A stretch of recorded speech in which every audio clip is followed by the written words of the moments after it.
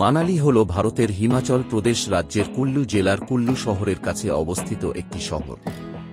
এটি বিয়াস নদী দ্বারা গঠিত কুল্লু উপত্যকার উত্তর প্রান্তে অবস্থিত। মানালি ভারতের একটি জনপ্রিয় পর্যটন গন্তব্য এবং লাহাউল ও স্পিতি জেলার পাশাপাশি লাদাখের লেহ শহরের প্রবেশদ্বার হিসেবে কাজ করে। মানালি একটি ব্যবসায়িক গ্রাম থেকে একটি ছোট শহরে পরিণত হয়েছে। ভারতের 2011 সালের আদমশুমারি অনুসারে এর জনসংখ্যা ছিল 8,096 জন। মানালিতে উষ্ণ গ্রীষ্ম, অপেক্ষাকৃত ঠান্ডা শীত এবং উচ্চ দৈনিক তাপমাত্রার বৈচিত্র্য সহ একটি উপক্রান্তীয় উচ্চভূমি জলবায়ু রয়েছে। হিমালয় ভ্রমণের লক্ষ্য মানালি জনপ্রিয় স্থান। হিমাচল প্রদেশের বাৎসরিক ভ্রমণার্থীর প্রায় 1/4 এই কারণে এখানে আসে। তথ্যসূত্র প্রযোজন, ভারতের গ্রীষ্মকালের বিপরীত শীতল পরিবেশ এখানকার বৈশিষ্ট্য। মানালি বিখ্যাত স্কিইং, হাইকিং, পর্বতারোহণ, প্যারাগ্লাইডিং, রাফটিং, ট্রেকিং, কায়াকিং আর মাউন্টেন বাইকিং এর মতো অ্যাডভেঞ্চার স্পোর্টসের জন্য। এখানকার ইয়াক স্কিইং এক অনন্য স্পট থিম। চূড়ান্ত ইয়াক স্পোর্টসের জন্য টাইম ম্যাগাজিনের মানালি এশিয়া শ্রেষ্ঠ বলে উল্লেখিত। এখানকার উষ্ণ প্রস্রবণ ধর্মীয় কুঠি ও তিব্বতী বৌদ্ধ মঠ দেখবার। গত কয়েক বছর ধরে মানালি মধুচন্দ্রিমা যাপনকারীদের কাছে পছন্দের জায়গা হয়ে উঠেছে।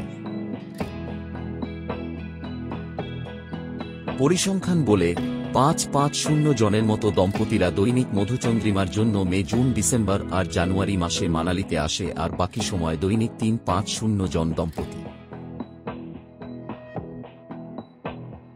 মানালি পরিচিত তার উজ্জ্বল গুম্ফা আর বৌদ্ধ মঠগুলোর জন্য। গোটা কুলু উপত্যকার মধ্যে এখানেই তিব্বতী উদ্বাস্তুদের উপর সবচেয়ে বেশি মনোযোগ দেওয়া হয়। 1969 সালে স্থাপিত এখানের বিখ্যাত গাধোংতেক চোকলিং গুম্ফা। এই মঠের রক্ষণাবেক্ষণ স্থানীয় সম্প্রদায়ের আর্থিক সাহায্যে এবং মঠের কর্মশালায় প্রস্তুত হাতে বোনা কার্পেট বিক্রি থেকে অর্জিত আয় মারফত। আকারে একটু ছোট আরও আধুনিক হিমালয়ান নীলগাম্পা গুম্ফা বাজার সন্নিকট এক সূর্যমুখী ফুলের বাগানে। হাদিম্বা মন্দির। মানালির অনেক আকর্ষণ রয়েছে, কিন্তু ঐতিহাসিক ও প্রত্নতাত্ত্বিকভাবে আগ্রহের প্রধান কেন্দ্র হল নিঃসন্দেহে মহাভারত খ্যাতির ভীমের স্ত্রী দেবী হিডিম্বাকে উৎসর্গ করা ধুমরি মন্দির। এটির 4 স্তর বিশিষ্ট প্যাগোডা আকৃতির ছাদ রয়েছে এবং দরজাটি কিংবদন্তি মূর্তি ও চিহ্ন দিয়ে খোদাই করা হয়েছে। এই মন্দিরটি দেবদারের কাঠের বনের মধ্যে অবস্থিত এবং এটি প্রায় 2.5 কিলোমিটার।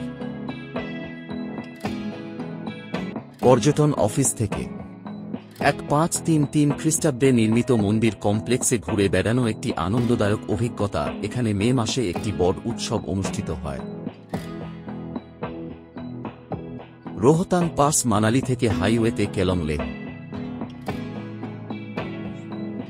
এটি একটি প্যানোরামা এবং দর্শনীয় পর্বত দৃশ্য অফার করে।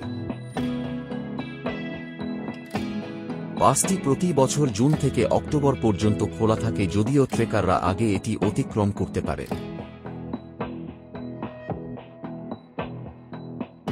এটি লাহাউল, স্পিতি, পাঙ্গি এবং লেহ উপত্যকার প্রবেশদ্বার, যেমন জজিলা পাস লাদাখের একটি গেট। লাহৌল উপত্যকায় হিমবাহ, চূড়া এবং চন্দ্রা নদী প্রবাহিত হওয়ার সুন্দর দৃশ্য রয়েছে।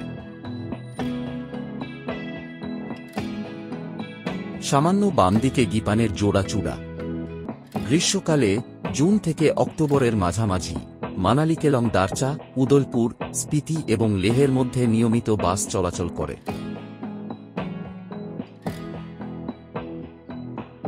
মে, জুন থেকে অক্টোবর, নভেম্বরের মধ্যে রোহতাং পাস সবচেয়ে ভালো দর্শনীয়।